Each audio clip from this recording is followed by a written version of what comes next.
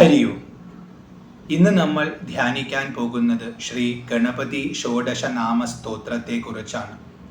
ഭഗവാൻ ഗണപതിയുടെ 16 നാമങ്ങളെ കോർത്തിണക്കിക്കൊണ്ട് രചിച്ചിട്ടുള്ള സ്തോത്രമാണിത്. ഭഗവാന്റെ ദിവസവും സ്മരിക്കേണ്ട 16 നാമങ്ങളാണ് ഇത്. അപ്പം നമുക്കിതിലെ ശ്ലോകങ്ങൾ ചൊല്ലി ഓരോ നാമത്തിൻ്റെയും അർത്ഥത്തെ ചെറുതായിട്ടൊന്ന് ധ്യാനിക്കാൻ ശ്രമിക്കാം. ഓം ശ്രീ ഗണേശായ നമഃ. അഥ ശ്രീ ഗണപതി ഷോഡശനാമസ്തോത്രം. സുമുഖശ്ചൈകദന്തശ്ച കപിലോ ഗജകർണകഃ ലംബോദരശ്ച വികടോ വിഘ്നരാജോ വിനായകഃ ധൂമകേതുർഗണാധ്യക്ഷ ഫാലചന്ദ്രോ ഗജാനനഃ വക്രതുണ്ഡ ശൂർപകർണോ ഹേരംബ സ്കന്ദപൂർവജഃ. 2 ശ്ലോകങ്ങളിലായിട്ട് 16 നാമങ്ങളെ പറഞ്ഞിരിക്കുന്നു. ആദ്യത്തെ നാമം സുമുഖ എന്നാണ്. നല്ല മുഖമുള്ളവനാണ് ഭഗവാൻ. ഭഗവാന്റെ മുഖത്തെ കാണുകയോ ധ്യാനിക്കുകയോ ചെയ്താൽ നമ്മുടെ മനസ്സ് ശാന്തമാകും. അതിലുള്ള എല്ലാ വികാരങ്ങളും അടങ്ങും. നല്ല പ്രസന്നത ലഭിക്കും. നല്ല ആനന്ദം അനുഭവിക്കാൻ സാധിക്കും. അപ്പോൾ ധ്യാനിക്കുന്നവർക്ക് ആ പ്രസാദം നൽകുന്ന ഭാവത്തോടു കൂടിയ മുഖമുള്ളവൻ. അതുകൊണ്ട് സുമുഖനാണ് ഭഗവാൻ. ഭഗവാൻ ഗണങ്ങളുടെ മുഴുവൻ അധിപതിയാണ്. അപ്പൊ അത്രയും ഉയർന്ന തലത്തിൽ ഇരിക്കുന്നവനാണ്. എന്നിരുന്നാലും ഭക്തർക്ക് പ്രാപ്യനായിട്ടാണ് ഇരിക്കുന്നത്. അതുകൊണ്ട് മുഖത്ത് എപ്പോഴും നല്ല സൗമ്യഭാവമാണ്, നല്ല വാത്സല്യഭാവമാണ്. അപ്പൊ ഭക്തര് ഭഗവാന്റെ അടുത്ത് ചെന്ന് നിന്നാൽ തങ്ങൾക്കും ഭഗവാനെ സമീപിക്കാം എന്നവർക്ക് തോന്നും. ആ ഭാവത്തെ മുഖത്ത് പ്രകടമാക്കുന്നവനായതുകൊണ്ട് സുമുഖനാണ്. ഭഗവാന് ശ്രേഷ്ഠമായ മുഖമാണ്. കാരണം സാധാരണ മനുഷ്യരുടെ മുഖമല്ല ഭഗവാന്, സാക്ഷാത് ആനയുടെ മുഖമാണ്. ഗജാനനനാണ് ഭഗവാൻ. ആ ആനയുടെ മുഖത്തിനുള്ള എല്ലാ ശ്രേഷ്ഠതയും ഭഗവാന്റെ മുഖത്തിനുണ്ട്. അതുകൊണ്ട് സുമുഖനാണ്. ഭഗവാന് ആനയുടെ മുഖം കിട്ടാനുണ്ടായ കഥ നമുക്കെല്ലാം അറിയാം. എന്നിരുന്നാലും ചെറുതായിട്ടൊന്ന് ചിന്തിക്കാം. അമ്മ പാർവതി ഒരിക്കൽ കുളിക്കാൻ ചെന്ന സമയത്ത് അമ്മയുടെ മനസ്സിലൊരു വിചാരമുണ്ടായി. മഹാദേവന് ഗണങ്ങളുണ്ട്. മഹാദേവൻ പറയുന്നതൊക്കെ അവർ അനുസരിക്കുന്നുണ്ട്. എന്നാൽ താൻ പറയുന്നത് മാത്രം കേൾക്കാനായിട്ട് ആരുമില്ല. അപ്പൊ അമ്മ ഗണങ്ങളോടൊരു കാര്യം പറഞ്ഞു. മഹാദേവൻ വിപരീതമായി മറ്റെന്തെങ്കിലും പറഞ്ഞാൽ അവർ മഹാദേവൻ പറയുന്നതാണ് കേൾക്കുക. അപ്പൊ താൻ സ്നാനം ചെയ്യുന്ന ഭവനത്തിലേക്ക് ആരെയും കടത്തി വിടരുത് എന്ന് ഗണങ്ങളോട് പറഞ്ഞാൽ അവരത് അനുസരിക്കും. ആര് വന്നാലും കടത്തിവിടില്ല. പക്ഷെ മഹാദേവൻ വന്നാൽ അവർ തടയുകയില്ല. മഹാദേവനെ ധിക്കരിക്കാൻ അവർക്ക് സാധിക്കുകയില്ല. അപ്പൊ മഹാദേവൻ സന്തോഷത്തോടു കൂടി കയറി വരും. അമ്മയ്ക്ക് അങ്ങനെ കയറി വരുന്നതിൽ വലിയ ദുഃഖമൊന്നും ഇല്ലെങ്കിലും താൻ പറയുന്നത് കേൾക്കാൻ ഒരാളില്ല എന്നൊരു വിചാരം ആ സ്നാനഭവനത്തിരിക്കുന്ന സമയത്ത് അമ്മയ്ക്കുണ്ടായി. അപ്പൊ താൻ പറയുന്നത് കേൾക്കാൻ തൻ്റെ ഒരു ആള്, തൻ്റെ ഒരു ഗണം ഉണ്ടാവണമെന്ന് അമ്മ ചിന്തിച്ചു. ഉടനെ തന്നെ ദേഹത്ത് പുരട്ടിയിട്ടുള്ള കുറിക്കൂട്ടുകളെല്ലാം എടുത്തുകൊണ്ട് ഒരു മനുഷ്യാകൃതിയെ നിർമ്മിച്ചു. അതിലേക്ക് പ്രാണനെ നിക്ഷേപിച്ചു. ആ രൂപത്തിന് ജീവൻ വെച്ചു. അതാണ് ഭഗവാൻ ഗണപതിയുടെ ആവിർഭാവം. കുങ്കുമം ഒക്കെ ഉള്ള കുറിക്കൂട്ടായതുകൊണ്ട് നല്ല ചുവന്ന ദേഹമാണ് ഗണപതിക്ക് ഉണ്ടായിരുന്നത്. അപ്പൊ ചുവന്ന ദേഹത്തിലുള്ള ആ ബാലൻ തൻ്റെ അമ്മയാണ് ഈ മുമ്പിൽ നിൽക്കുന്നതെന്ന് മനസ്സിലാക്കി ആ പരാശക്തിയെ വന്ദിച്ചു. എന്നിട്ട് അമ്മയോട് ചോദിച്ചു, ഞാൻ എന്താണ് ചെയ്യേണ്ടത്? അമ്മ അവൻ്റെ കയ്യിൽ നല്ല ഒരു ദണ്ട് കൊടുത്തു പറഞ്ഞു, കുറച്ചു നേരത്തേക്ക് ഈ ഭവനത്തിന് കാവലായി നിൽക്കണം. ആരെയും അകത്തേക്ക് കടത്തിവിടരുത്. അമ്മ പറയുന്നത് പോലെ എന്ന് പറഞ്ഞ ആ കുട്ടി പുറത്ത് ചെന്നു. ആ ദ്വാരത്തിൻ്റെ അവിടെ നിന്നു. ആ സമയത്ത് മഹാദേവൻ അമ്മയെ കാണാനായിട്ട് വരികയാണ്. കുട്ടി മഹാദേവനെ തടഞ്ഞു. ആദ്യം വാക്തർക്കമുണ്ടായി. പിന്നീട് ഗംഭീരമായ യുദ്ധം തന്നെ നടന്നു. ഗണപതിയുടെ ആ വൈഭവം, യുദ്ധത്തിലുള്ള ആ മിടുക്ക് കണ്ടിട്ട് മഹാദേവന് പോലും ആശ്ചര്യം തോന്നി. ഏതാണ് ഈ ബാലൻ? ഇത്രയും ശക്തിയുള്ളവൻ, അസാധാരണ ബാലനാണെന്ന് മനസ്സിലായി.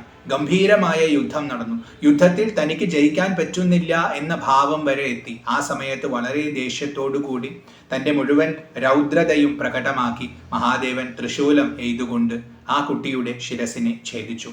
ആ സമയത്താണ് അമ്മ പുറത്തേക്ക് വരുന്നത്.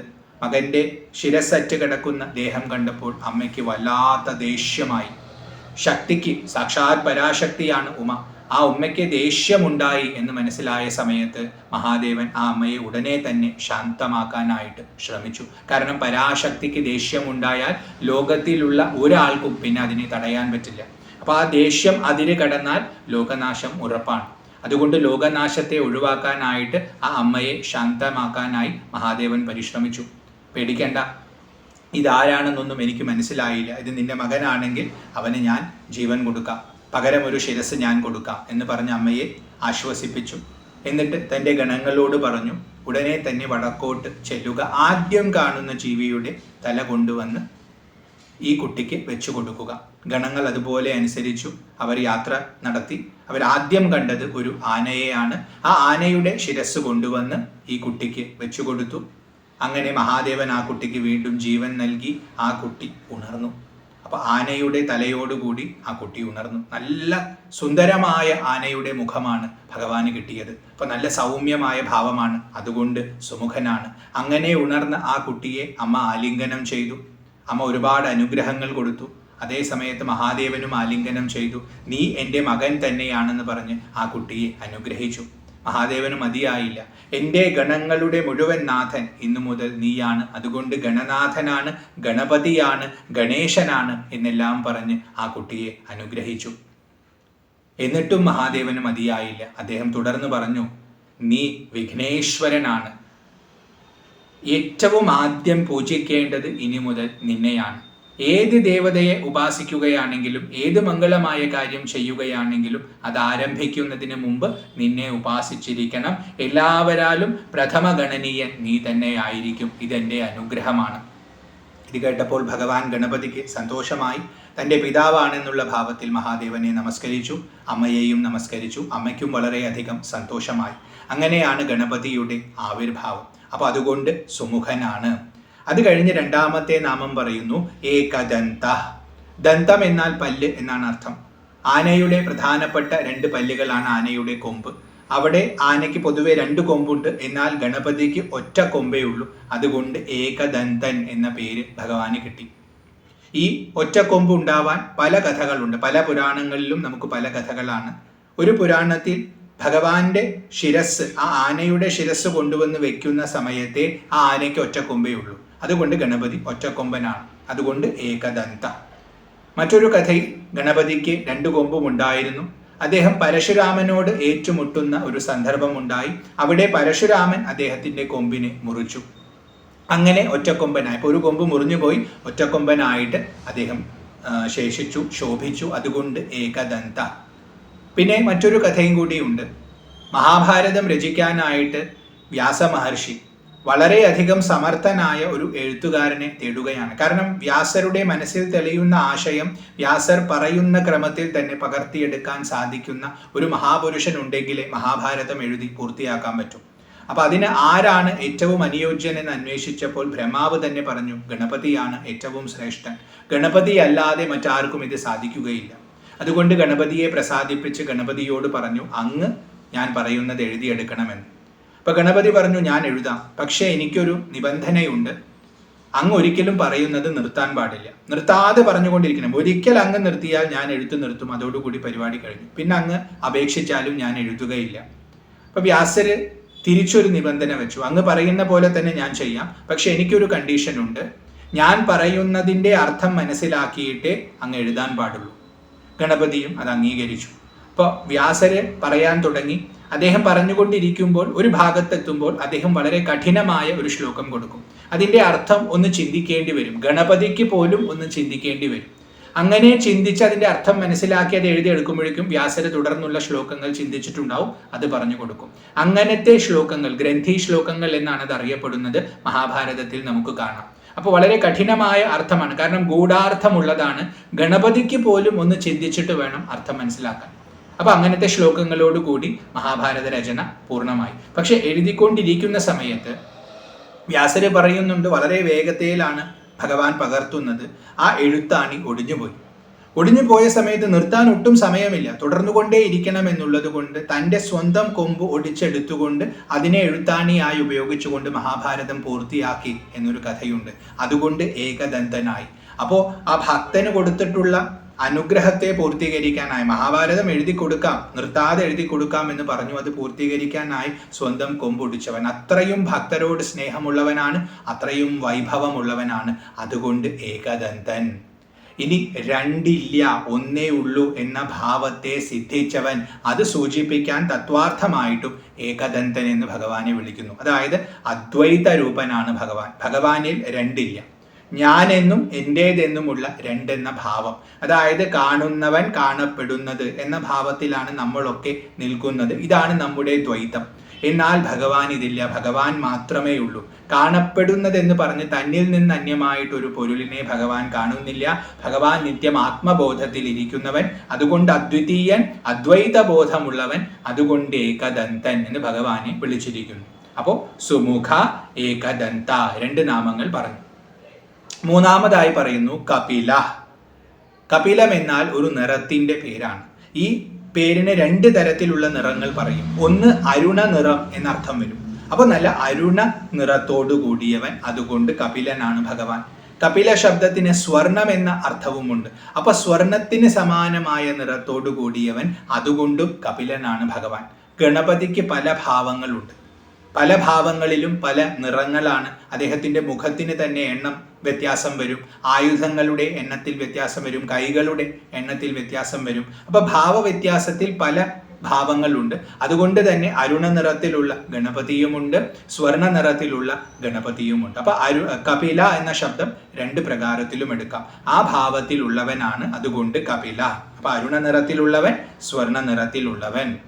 നാലാമതായി പറയുന്നു ഗജ കർണക. കർണകം എന്നാൽ ചെവി. ഭഗവാന് ആനയുടെ ചെവിയാണ്, വലിയ ചെവിയാണ്. അപ്പോൾ ആനയുടെ മുഖമാണ് ഭഗവാന് കിട്ടിയിട്ടുള്ളത്. അപ്പൊ സ്വാഭാവികമായും ആനയുടെ ചെവിയാണ്.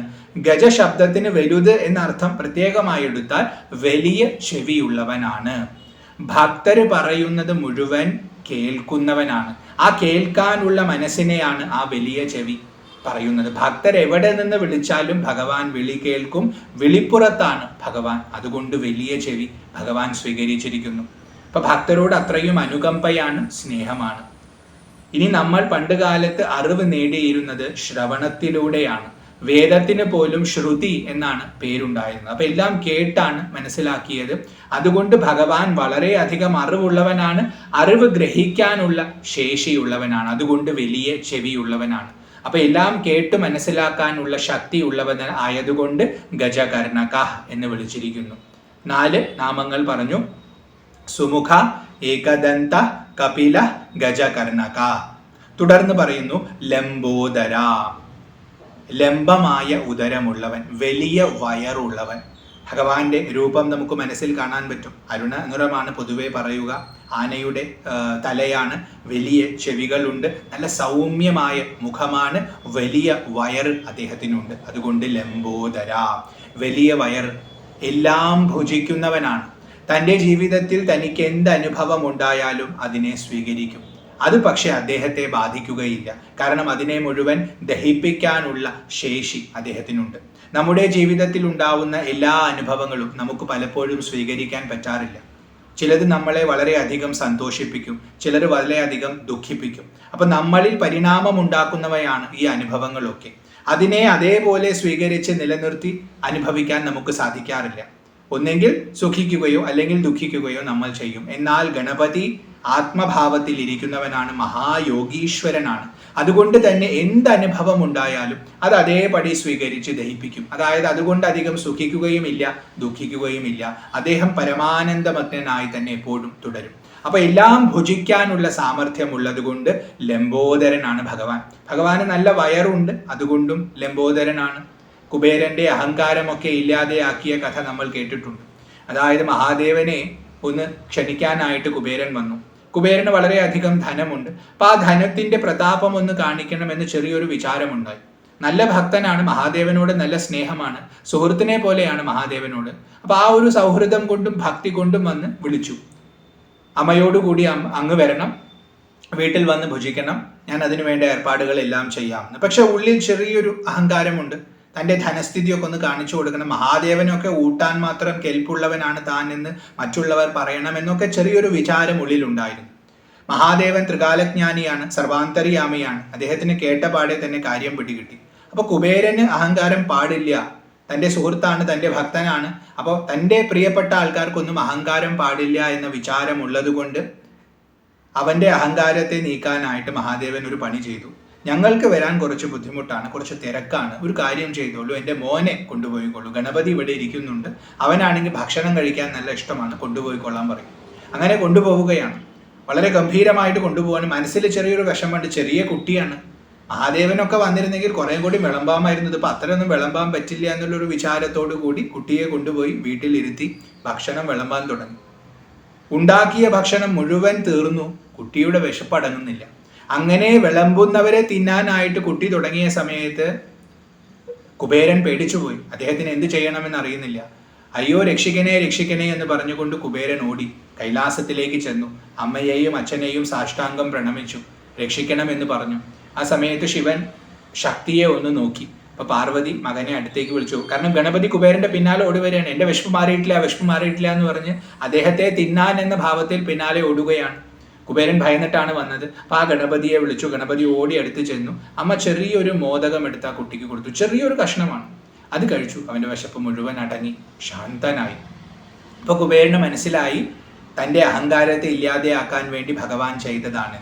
അപ്പൊ എന്തും ഭുജിക്കാൻ കെൽപ്പുള്ളവൻ, അത്രയും വലിയ വയറുള്ളവനായതുകൊണ്ട് ലംബോദരനാണ് ഭഗവാൻ. അപ്പൊ ജീവിതത്തിൽ ഉണ്ടാവുന്ന എല്ലാ അനുഭവങ്ങളെയും ദഹിപ്പിക്കാൻ കെൽപ്പുള്ളവൻ. അപ്പൊ ഭഗവാനെ നമ്മൾ ഉപാസിച്ചാൽ നമുക്കും ആ ശേഷിയെ ഭഗവാൻ നൽകും. അതുകൊണ്ട് ലംബോദര. വികട അടുത്ത നാമമാണ് വികട. വികടം എന്ന് പറഞ്ഞാൽ സുന്ദരൻ എന്നൊരർത്ഥമുണ്ട്. അപ്പൊ വളരെയധികം സൗന്ദര്യമുള്ള ഭാവമാണ് ഭഗവാന്, അതുകൊണ്ട് വികടനാണ്. ഇനി ഭയാനകം എന്നൊരർത്ഥമുണ്ട്. സൗന്ദര്യത്തിന്റെ നേരെ ഓപ്പോസിറ്റ്. മനസ്സിനെ ഹരിക്കുന്നതാണ് സൗന്ദര്യം, മനസ്സിനെ അകറ്റുന്നതാണ് ഭയാനകം. അപ്പൊ ഭയാനകമായ ഭാവവും ഭഗവാനുണ്ട്. ഒരേ സമയം സുന്ദരനുമാണ് ഭയാനകനുമാണ്. അതെന്തുകൊണ്ടെന്നാൽ നമ്മുടെ കർമ്മഫലം അനുസരിച്ചിരിക്കും, നമ്മുടെ കയ്യിലിരിപ്പ് അനുസരിച്ചിരിക്കും.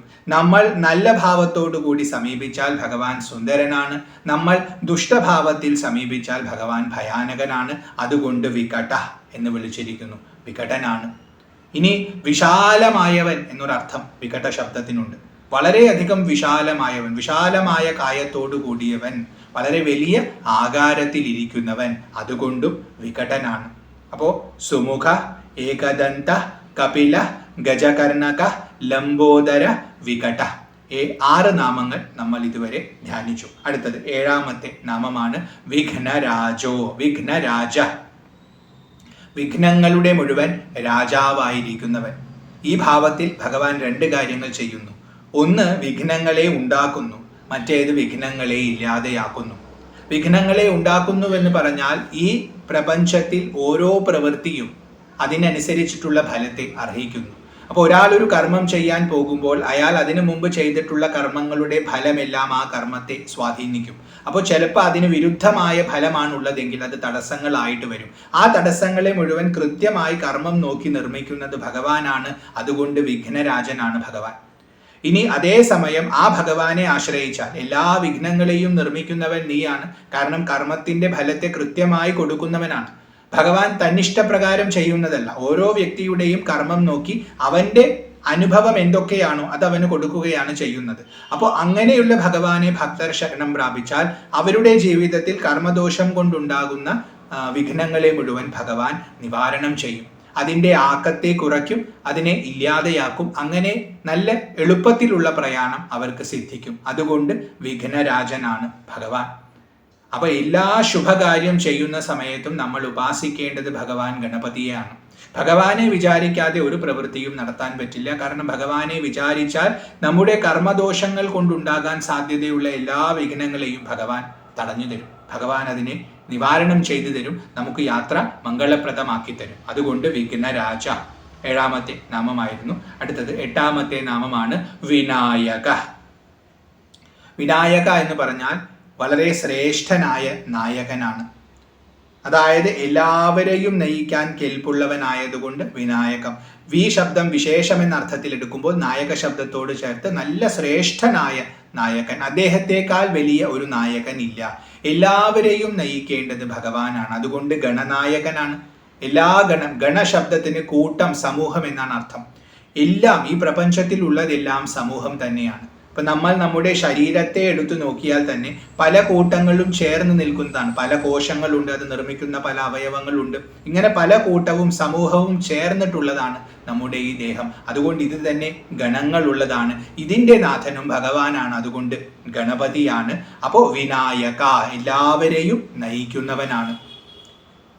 അപ്പം നമുക്ക് എല്ലാ പ്രകാരത്തിലുള്ള നേർവഴിയും കാട്ടിത്തരുന്നവൻ. അതായത് ഇപ്പോൾ ഭൗതിക തലത്തിലാണെങ്കിലും ആത്മീയ തലത്തിലാണെങ്കിലും എന്താണ് ശരിയായ വഴി എന്ന് നമുക്ക് സംശയമുണ്ടെങ്കിൽ ഭഗവാനെ ധ്യാനിച്ചാൽ മതി, ഉപാസിച്ചാൽ മതി, ഭഗവാൻ വഴി കാട്ടിത്തരും. അതുകൊണ്ട് വിനായക. ഇനി വിനായക ശബ്ദത്തിന് വിനയമുള്ളവൻ എന്ന അർത്ഥമുണ്ട്. അതുകൊണ്ട് വിനയമുള്ളവനാണ് ഭഗവാൻ. ഭഗവാന് അഹങ്കാരമില്ല. ഇപ്പോൾ കുബേരനൊക്കെ കാണിച്ച പോലത്തെ പ്രവൃത്തിയൊന്നും ഭഗവാൻ ചെയ്യില്ല. താൻ സർവശക്തനാണെന്ന് നല്ല ബോധമുണ്ട്. പക്ഷെ അതിൻ്റെ ഗർവമൊന്നും ഭഗവാൻ മുഖത്തൊരിക്കലും കാണിക്കുകയില്ല, തൻ്റെ പ്രവൃത്തിയിലും കാണിക്കുകയില്ല. വളരെ വിനയത്തോടു കൂടിയാണ് എപ്പോഴും പെരുമാറുക. അതുകൊണ്ട് തന്നെ ഭക്തർക്ക് സംവദിക്കാൻ പറ്റുന്ന ഭാവമാണ് ഭഗവാന്. ഭക്തർ സംസാരിക്കുമ്പോൾ തങ്ങളുടെ ഒപ്പമുള്ളവനെ പോലെയാണ് ഭഗവാൻ പെരുമാറുക. താൻ ഗണനാഥനാണെന്നുള്ള വൈഭവമൊന്നും അവിടെ കാണിക്കുകയില്ല. അതുകൊണ്ട് വിനയമുള്ളവനായതുകൊണ്ടും വിനായക. അങ്ങനെ 8 നാമങ്ങൾ നമ്മൾ കേട്ടു. സുമുഖ, ഏകദന്ത, കപില, ഗജകർണക, ലംബോദര, വികട, വിഘ്നരാജ, വിനായക. തുടർന്ന് ധൂമകേതു, 9ാമത്തെ നാമമാണ് ധൂമകേതു. ധൂമം എന്നാൽ പുക, കേതു എന്നാൽ കൊടി. പുകയെ കൊടിയാക്കിയവൻ. അതായത് ഒരു വ്യക്തി, ഒരു യോദ്ധാവ് വരുന്നുണ്ടെങ്കിൽ നമ്മൾ ആ യോദ്ധാവിൻ്റെ കൊടിയെയാണ് നോക്കുക. കാരണം വളരെ ദൂരയിൽ നിന്ന് നമുക്ക് വ്യക്തിയെ കാണാൻ പറ്റില്ല, രഥത്തെ കാണാം, രഥത്തിന്റെ മുകളിലുള്ള കൊടിയെ കാണാം. ആ കൊടിയെ കണ്ടു കഴിഞ്ഞാൽ വരുന്നത് ആരാണെന്ന് മനസ്സിലാവും. അർജുനന്റെ കൊടിയിൽ ഹനുമാൻ സ്വാമിയുണ്ട്, കപിധ്വജനാണ്, വാനരന്റെ ഭാവമാണ് ആ കൊടിയിലുള്ളത്. അതുകൊണ്ട് അത് കണ്ടാൽ അർജുനനാണെന്ന് മനസ്സിലാവും. വൃഷഭധ്വജനാണ് മഹാദേവൻ, അതുപോലെ ഗരുഡധ്വജനാണ് മഹാവിഷ്ണു. അപ്പൊ അവരുടെയൊക്കെ കൊടി കണ്ടാൽ ആരാണ് വരുന്നത് എന്ന് മനസ്സിലാവും. ഇവിടെ ഭഗവാന്റെ കൊടി ധൂമമാണ്, അതായത് പുകയാണ്. പുകയെ കൊടിയടയാളമാക്കിയവൻ എന്ന് പറയുമ്പോൾ അഗ്നിസ്വരൂപനാണ് എന്നൊരർത്ഥമുണ്ട്. കാരണം അഗ്നി ഉണ്ടെന്ന് നമ്മൾ അറിയുന്നത് പുകയുള്ള സമയത്താണ്. അപ്പൊ അതുകൊണ്ട് അഗ്നിയെ ധൂമകേതു എന്ന് വിളിക്കാറുണ്ട്. കാരണം ദൂരെ നിന്ന് നോക്കിയാൽ നമ്മൾ പുകയെ മാത്രമേ കാണുള്ളൂ. പുകയെ കണ്ടാൽ അവിടെ അഗ്നി ഉണ്ടെന്ന് നമ്മൾ ഉറപ്പിക്കും. അപ്പൊ പുക അഗ്നിയുടെ കൊടിയടയാളമാണ്, അതുകൊണ്ട് ധൂമകേതുവാണ്. അപ്പൊ അഗ്നിസ്വരൂപനാണ് ഭഗവാൻ, അഗ്നിയെ പോലെ ജ്വലിക്കുന്നവനാണ്, അഗ്നിയായിട്ട് ജ്വലിക്കുന്നവനാണ്, അതുകൊണ്ട് ധൂമകേതുവാണ്. ഇനി ഭഗവാൻ എല്ലാവരാലും ആരാധിക്കപ്പെടുന്നവനാണ്. അപ്പോൾ എവിടെയെല്ലാം ആരാധനയുണ്ടോ ആദ്യം ആരാധിക്കുക ഭഗവാനെ തന്നെയാണ്. അപ്പൊ അതുകൊണ്ട് ആരാധന നടക്കുന്ന സ്ഥലത്തെല്ലാം ഭഗവാന്റെ സാന്നിധ്യം ഉണ്ടാവും. കാരണം ഭഗവാനെ ഉപാസിച്ചിട്ട് പ്രവൃത്തി ആരംഭിക്കുമ്പോൾ അവിടെ തടസ്സങ്ങളൊന്നുമില്ലാത്ത വിധം പ്രവൃത്തി മംഗളമായി പൂർണ്ണമാവാൻ വേണ്ടി ഭഗവാന്റെ സാന്നിധ്യം അവിടെ ഉണ്ടാവും. അപ്പൊ ഭഗവാൻ അവിടെ ഉണ്ടാവും. അപ്പോൾ ഒരു സ്ഥലത്ത് പുക നമ്മൾ കണ്ടാൽ അവിടെ അഗ്നി ജ്വലിക്കുന്നുണ്ടെന്നും, അഗ്നി ജ്വലിക്കുന്നുണ്ടെങ്കിൽ അവിടെ യജ്ഞം നടക്കുന്നുണ്ടെന്നും, അതായത് ഭഗവാന്റെ ആരാധന നടക്കുന്നുണ്ടെന്നും, ആരാധന നടക്കുന്നുണ്ടെങ്കിൽ അവിടെ ഭഗവാൻ ഗണപതിയുടെ സാന്നിധ്യമുണ്ടെന്നും ഉറപ്പിക്കാം. അതുകൊണ്ടും ധൂമകേതുവാണ് ഭഗവാൻ. 9ാമത്തെ നാമമായിരുന്നു. അടുത്തത് 10ാമത്തെ നാമമാണ് ഗണാധ്യക്ഷ. ഗണങ്ങളുടെ അധ്യക്ഷനാണ്. ഗണങ്ങളുടെ മുഴുവൻ മേൽനോട്ടം വഹിക്കുന്നത് അദ്ദേഹമാണ്. ഗണം എന്നാൽ കൂട്ടം എന്നർത്ഥം പറഞ്ഞു. അപ്പൊ കൂട്ടമായിട്ടുള്ളതെല്ലാം, ഇപ്പോൾ മനുഷ്യരുടെ ഗണമുണ്ട്, മൃഗങ്ങളുടെ ഗണമുണ്ട്, ദേവന്മാരുടെ ഗണമുണ്ട്, അസുരന്മാരുടെ ഗണമുണ്ട്. ഇങ്ങനെ എല്ലാ കൂട്ടങ്ങൾക്കും അധ്യക്ഷൻ ഭഗവാനാണ്. അതുകൊണ്ട് ഗണാധ്യക്ഷൻ എന്ന് ഭഗവാനെ വിളിച്ചിരിക്കുന്നു. അപ്പൊ എല്ലാ സമൂഹത്തിനും നേതാവ് ഭഗവാനാണ്. ഇപ്പോൾ അസുരന്മാർക്കും വിഘ്നം കൂടാതെ ഒരു പ്രവൃത്തി ചെയ്യണമെങ്കിൽ ഭഗവാനെ വിളിച്ചേ പറ്റൂ. ഇപ്പോൾ അസുരന്മാരും ദേവന്മാരും കൂടി പാലാഴി മഥനം നടത്താൻ ശ്രമിച്ച സമയത്ത് ഭഗവാനെ മറന്നു, വിഘ്നേശ്വരനെ മറന്നുകൊണ്ടാണ് അവർ പ്രവൃത്തി ആരംഭിച്ചത്. അപ്പോൾ മന്ദരപർവ്വതം താഴാൻ തുടങ്ങി. ആ സമയത്ത് ഭഗവാനെ മറന്നതുകൊണ്ടാണെന്ന് മനസ്സിലാക്കി അവരെല്ലാവരും കൂടി വിഘ്നേശ്വരനെ പൂജിക്കുന്നുണ്ട്. നമുക്ക് പുരാണങ്ങളിൽ കാണാം. അങ്ങനെ വിഘ്നേശ്വരനെ പൂജിച്ചു കഴിയുമ്പോഴാണ് വിഘ്നം കൂടാതെ പ്രവർത്തിക്കാൻ സാധിക്കുന്നത്. അപ്പൊ എല്ലാ ഗണങ്ങളും വിഘ്നത്തിൽ നിന്നും രക്ഷ നേടാൻ ഉപാസിക്കുന്നത് ഭഗവാനെയാണ്. അതുകൊണ്ട് ഗണാധ്യക്ഷനാണ്. സാക്ഷാത് മഹാദേവൻ പോലും ഭഗവാനെ ഉപാസിച്ചിട്ടാണ് ത്രിപുര ദഹനം നടത്തുന്നത്. അതായത് ത്രിപുരാസുരനെ വധിക്കാനായിട്ട് ശ്രേഷ്ഠമായ രഥവും അമ്പും വില്ലും ഒക്കെ കിട്ടി. അവിടെ കയറി എയ്യാൻ ശ്രമിക്കുന്ന സമയത്ത് കൃത്യമായി 3 പുരങ്ങളും ഒരേ ആംഗിളിൽ കിട്ടണം, ഒരേ സമയം 3നെയും ദഹിപ്പിക്കണം. അപ്പൊ ആ ഭാവത്തിൽ കിട്ടുന്നില്ല. പല നേരം ശ്രമിച്ചിട്ടും പറ്റാതെ ആകുമ്പോഴാണ് ഭഗവാൻ ഓർമ്മ വരുന്നത് താൻ വിഘ്നേശ്വരനെ ആരാധിച്ചിട്ടില്ല എന്ന്. തൻ്റെ മകന്റെ ഭാവത്തുള്ളവനാണ്, താൻ തന്നെ അനുഗ്രഹിച്ചവനാണ്. വിഘ്നേശ്വരൻ ആവട്ടെ എന്ന് താൻ തന്നെ അനുഗ്രഹിച്ചതാണ്. അപ്പൊ തനിക്ക് പോലും അത് ബാധകമാണെന്ന് മനസ്സിലായി അവിടെ ആ രഥത്തിൽ നിന്നും ഇറങ്ങി ഭഗവാൻ ഗണപതിയെ പൂജിക്കുന്ന ഭാവം നമുക്ക് ത്രിപുര ദഹനം കഥയിൽ കേൾക്കാൻ പറ്റും. അങ്ങനെ ഗണപതിയുടെ അനുഗ്രഹം വാങ്ങിയിട്ടാണ് അദ്ദേഹം പ്രവൃത്തി നടത്തുന്നത്, ത്രിപുരന്മാരെ വധിക്കുന്നത്, ആ 3 പുരങ്ങളെയും ദഹിപ്പിക്കുന്നത്. അതുകൊണ്ട് വിഘ്നങ്ങൾക്ക് മുഴുവൻ നാഥനാണ്. എല്ലാ ഗണങ്ങളും, അതേത് ഗണങ്ങളാണെങ്കിലും ആ ഗണങ്ങളും ആ ഗണങ്ങളുടെ നാഥന്മാരും ആശ്രയിക്കേണ്ടത് ഭഗവാനെയാണ്. അതുകൊണ്ട് ഗണാധ്യക്ഷ. അടുത്തത് ഫാലചന്ദ്രോ. ഫാലചന്ദ്ര. ഫാലം എന്നാൽ നെറ്റി. നെറ്റിയിൽ ചന്ദ്രക്കല ചൂടിയവനാണ് ഭഗവാൻ. അതുകൊണ്ട് ഫാലചന്ദ്രൻ. ചന്ദ്രക്കലയ്ക്ക് സമാനമായ നെറ്റിയോട് കൂടിയവനാണ്, അതുകൊണ്ടും ഫാലചന്ദ്രനാണ്.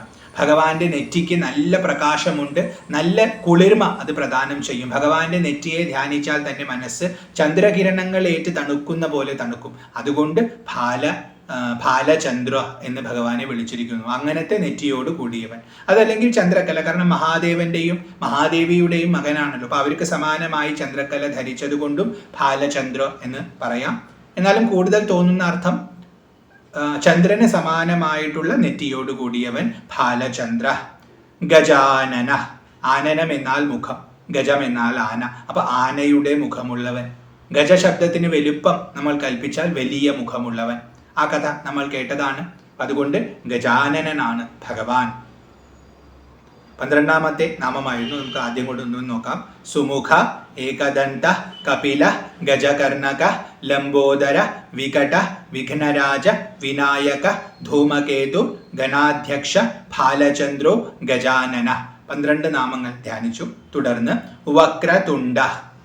തുണ്ടം എന്നാൽ തുമ്പിക്കൈയാണ്. വക്രം എന്നാൽ വളഞ്ഞിരിക്കുന്നത്. ഭഗവാന്റെ തുമ്പിക്കൈ വളഞ്ഞിട്ടാണ് ഇരിക്കുന്നത്. എന്തുകൊണ്ടാണ് വളഞ്ഞിരിക്കുന്നത്? കാരണം നീളം കൂടുതലാണ്. ആന തുമ്പിക്കൈ വളയ്ക്കുന്നത് എപ്പോഴും നീളം കൂടി. അപ്പൊ നല്ല ലക്ഷണമൊത്ത ആനയ്ക്ക് നല്ല നീണ്ട തുമ്പിക്കൈ ഉണ്ടാവും. അപ്പൊ അതുകൊണ്ട് അത് എപ്പോഴും നിലത്ത് കുറച്ച് വളച്ചിട്ടാണ് വെക്കുക. അതുകൊണ്ട് വളഞ്ഞ തുമ്പിക്കൈയോട് കൂടിയവൻ, നല്ല നീണ്ട തുമ്പിക്കൈ ഉള്ളവൻ വക്രതുണ്ട. എന്തുകൊണ്ടാണ് നീണ്ട തുമ്പിക്കൈ ഉള്ളത്? കാരണം നല്ല ലക്ഷണമൊത്ത ആനയുടെ ശിരസാണ് എന്നൊരർത്ഥവും. എന്തും ഗ്രഹിക്കാൻ, കാരണം തുമ്പിക്കൈ കൊണ്ടാണ് ആന പലതും ഗ്രഹിക്കുന്നത്. എന്തും ഗ്രഹിക്കാനുള്ള ശക്തി, എത്ര ദൂരത്തിലുള്ളതാണെങ്കിലും അത് ഗ്രഹിക്കാനുള്ള ശക്തി, സാമർഥ്യം ഭഗവാനുണ്ട്. അതുകൊണ്ട് വക്രതുണ്ട എന്ന് ഭഗവാന് പേര് വന്നിരിക്കുന്നു. വളഞ്ഞ തുമ്പിക്കൈയോട് കൂടിയ. അപ്പൊ ഭഗവാനെ ധ്യാനിക്കുമ്പോൾ അങ്ങനെ തന്നെ ധ്യാനിക്കണം. വളഞ്ഞ തുമ്പിക്കൈ കാണുന്നത് വളരെ വിശേഷമാണ്. ശൂർപകർണ. കർണം എന്നാൽ ചെവി, ശൂർപ്പം എന്നാൽ മുറം. അപ്പൊ മുറത്തിന് സമാനമായിട്ടുള്ള ചെവിയോട്, കാരണം ആനയുടെ ചെവിയുടെ ആകൃതി മുറത്തിന്റെ ആകൃതിയാണ്. അപ്പൊ അങ്ങനത്തെ കർണങ്ങളോട് കൂടിയവനായതുകൊണ്ട് ശൂർപകർണ എന്ന് വിളിച്ചിരിക്കുന്നു. നേരത്തെ ഗജകർണക എന്ന് പറഞ്ഞതിന് സമാനമായ അർത്ഥം തന്നെയാണ് ഇവിടെ വരുന്നത്. വളരെ സൂക്ഷ്മമായി കേൾക്കാനുള്ള സാമർഥ്യമുള്ളവൻ, ഭക്തരെ എന്നും കേട്ടുകൊണ്ടിരിക്കുന്നവൻ. ഭക്തരെ വിളിച്ചാൽ അപ്പോൾ തന്നെ അവരെ രക്ഷിക്കണമെന്ന ഭാവത്തിൽ കാത് കൂർത്തിരിക്കുന്നവൻ. അതുകൊണ്ട് ശൂർപകർണ. ഹേരംബ. ഹേരംബ എന്ന വാക്കിന് യോദ്ധാവ്, പോരാളി എന്ന് സാമാന്യമായ ഒരു അർത്ഥമുണ്ട്. അപ്പൊ ഗംഭീരമായ യോദ്ധാവാണ്, പോരാളിയാണ്. ഭഗവാൻ മഹാദേവനെതിരെ പോലും പൊരുതിയത് നമ്മൾ കേട്ടതാണ്. വളരെ ഉജ്ജ്വലമായിട്ടാണ് പൊരുതിയത്. മഹാദേവന് പോലും തോൽവി ഉണ്ടാകുമോ എന്ന് ഭയന്നു. ആ ഭാവത്തിൽ പൊരുതിയവനാണ്. അതുകൊണ്ട് ഹേരംബനാണ്.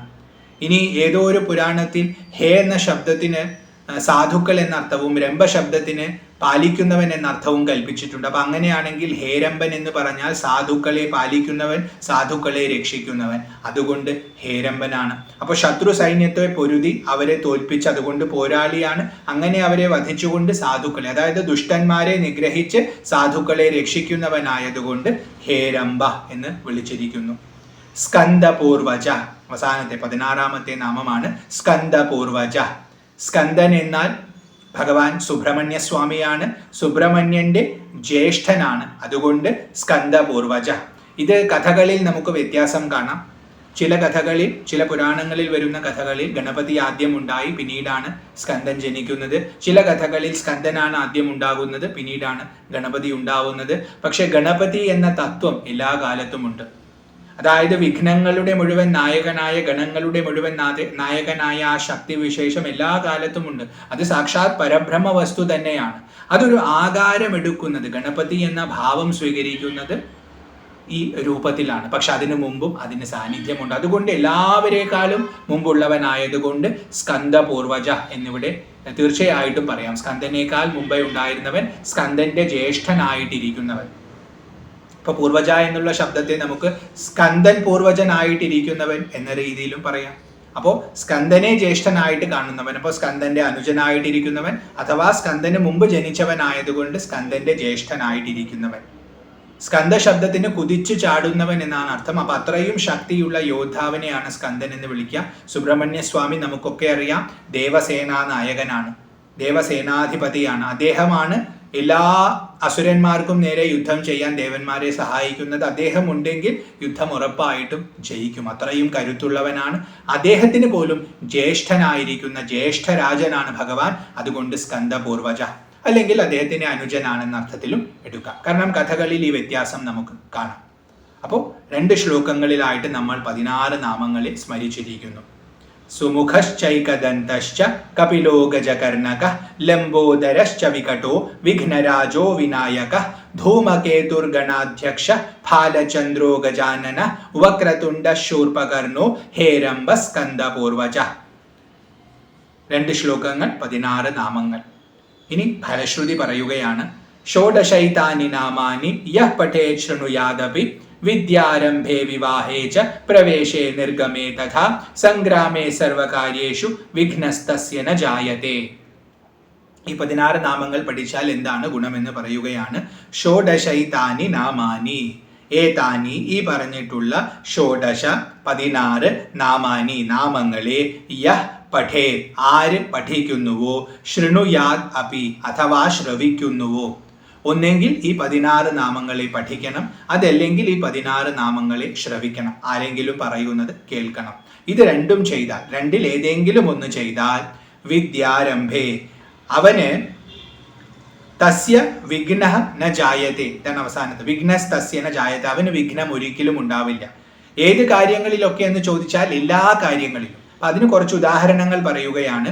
വിദ്യാരംഭേ, വിദ്യ ആരംഭിക്കുന്ന സമയത്ത് അവനൊരു വിഘ്നവും ഉണ്ടാവുകയില്ല. കാരണം അവൻ ഈ 16 നാമങ്ങളെ സ്മരിച്ചിട്ടുണ്ട്.